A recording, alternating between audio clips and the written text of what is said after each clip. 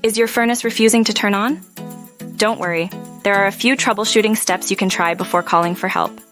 First, check the furnace switch, which looks like a light switch and is often located on the side of the furnace. Make sure it's flipped to the on position to power your unit. Next, check your circuit breaker for a tripped switch, which cuts electricity to your furnace. Also, ensure your thermostat is set to heat and has functioning batteries. Verify the thermostat wires are secure. Inspect your air filter. A clogged filter can block airflow and prevent the furnace from working. Also, check the gas valve. It should be parallel to the gas line to be on. A dirty ignition sensor might be the issue if you hear a click but no start. Clean it gently. Also, empty the drain pan to avoid triggering the safety float switch. If these steps don't work, it's time to call the professionals.